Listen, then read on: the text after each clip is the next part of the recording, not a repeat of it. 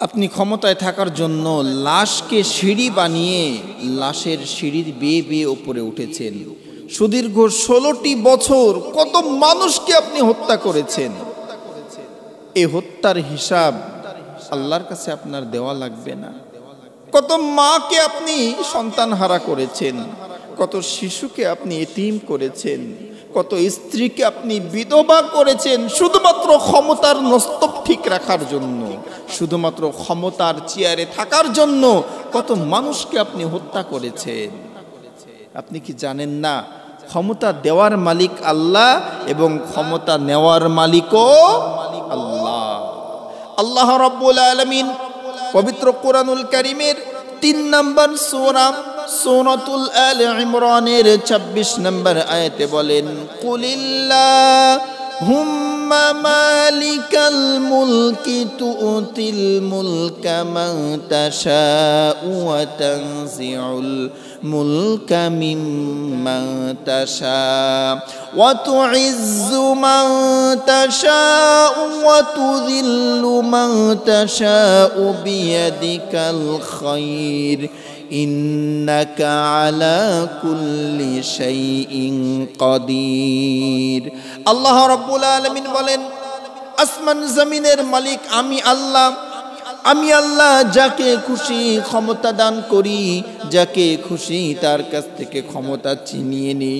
আমি আল্লাহ যাকে খুশি সম্মানিত করি, আমি আল্লাহ যাকে খুশি লাঞ্ছিত করি। সকল ক্ষমতার মালিক আমি আল্লাহ, বলুন সুবহানাল্লাহ। সকল ক্ষমতার মালিক আল্লাহ।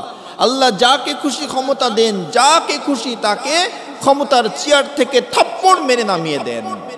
এজন্য আপনি চাইলেও পারবেন না, যতই আলটিমেটাম দেন যে 42 সাল পর্যন্ত থাকছি, আপনার সময় যখন শেষ হয়ে যাবে এক মুহূর্ত আপনি সুযোগ পাবেন না, এক মুহূর্তও থাকতে পারবেন না। কিন্তু ক্ষমতায় থাকার জন্য কত মানুষকে আপনি হত্যা করেছেন, কত মানুষকে আপনি, নির্দোষ মানুষকে আপনি শেষ করেছেন। আয়না ঘর বানিয়েছিলেন। কি অপরাধ ছিল ব্যারিস্টার আরমানের, তাকে আপনি আয়না ঘরে আটকে রেখেছেন। কি অমানবিক নির্যাতন তারপরে করেছিলেন, কত মানুষকে আপনি কষ্ট দিয়েছেন। আল্লাহর দরবারে হিসাব দেওয়া লাগবে। এই আওয়ামী লীগ সরকার শুধু ক্ষমতায় এসেই যে জুলুম করেছে এটা না, ক্ষমতায় আসার আগ থেকেই তারা মানুষের উপরে নির্যাতন শুরু করেছে। 2006 সালে বৈঠা মিছিল নামে 6 জন জামাত নেতা সহ 23 জনকে তারা হত্যা করেছিল। জাতি এটা দেখেছে। 23 জনকে তারা হত্যা করেছে। এখানে কি শেষ? ক্ষমতার চেয়ার শক্ত করার জন্য ক্ষমতায় আসার পরে 2009 সালে পিলখানায় 74 জন সেনা কর্মকর্তাকে হত্যা করেছেন আপনি। খালি ক্ষমতার চেয়ার যেন শক্ত হয়। আপনার বন্ধু ইন্ডিয়াকে খুশি রাখার জন্য আপনি এই হত্যাকাণ্ডগুলো চালিয়েছেন। এখানেই শেষ করেন নাই। শাপলা চত্বরে 2013 সালে আল জাজিরা রিপোর্ট অনুযায়ী আপনি 174 জন নিরপরাধ তালবে ইলম মাদ্রাসার ছাত্রদেরকে মেরেছেন। কি অপরাধ ছিল তাদের? কি অপরাধ করেছিল? আপনি নিরপরাধ মাদ্রাসার ছাত্রদেরকে মেরেছেন। এখানেই শেষ না। ছাত্র জনতার এই যে গণ অভ্যুত্থানের 2025-এর যে আন্দোলন, এই আন্দোলনে আপনি 2500 মানুষকে হত্যা করেছেন। এর মধ্যে শিশু ছিল 6 জন। এই শিশুগুলো কি অপরাধ ছিল? যে মা তার কলিজার ধনকে হারালো, সেই মা কি করে বাঁচবে? 6 জন মাসুম বাচ্চাকে আপনি হত্যা করেছেন। 10,000-এর উপর মানুষকে আপনি আহত করেছেন, পঙ্গু করেছেন। এত মানুষের জীবনের ঋণ আপনি কি করে শোধ করবেন? কি করে আপনি এদের ঋণ শোধ করবেন? আপনি কত মানুষকে যে হত্যা করেছেন এর হিসাব আপনি নিজেও দিতে পারবেন না। কিন্তু আল্লাহ কি বলছেন কোরআনে?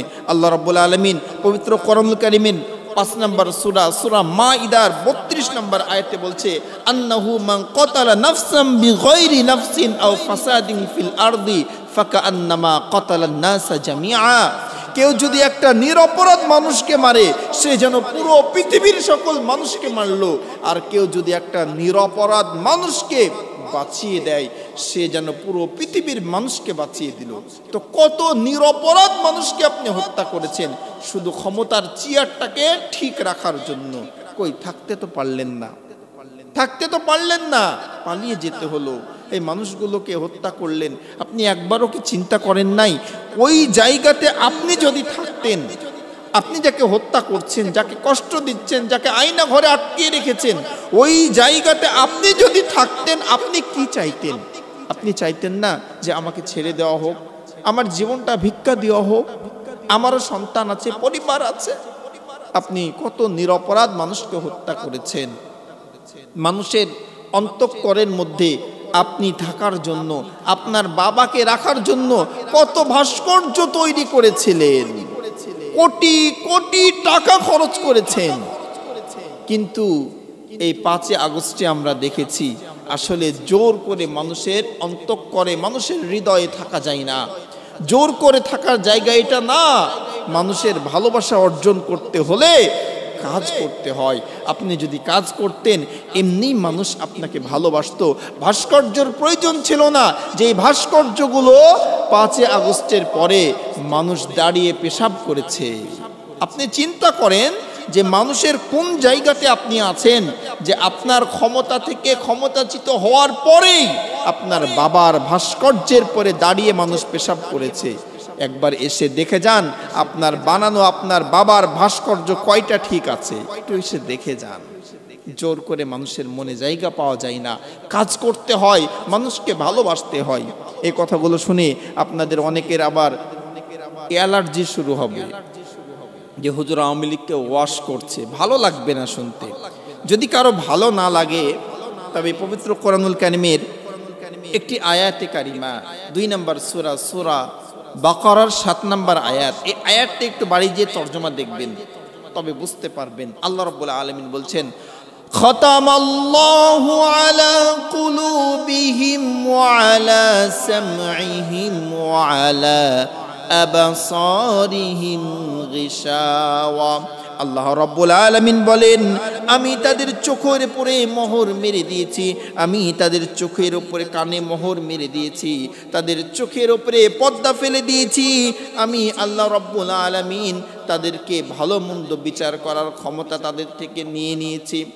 আল্লাহ রাব্বুল আলামিন পবিত্র কোরআনুল কারিমে বলেন, ওয়ালাকাদ যারানা লিজাহান্নামা কাসীরাম মিনাল জিন্নি ওয়াল ইনস লাহুম কুলুবুল লা ইয়াফকাহুনা বিহা ওয়া লাহুম আ'য়ুনুল লা ইউবসিরুনা বিহা ওয়ালাহুম আযানুন লা ইয়াসমাউনা বিহা উলাইকা কাল আনআমি বাল হুম আযাল উলাইকা হুমুল গাফিলুন।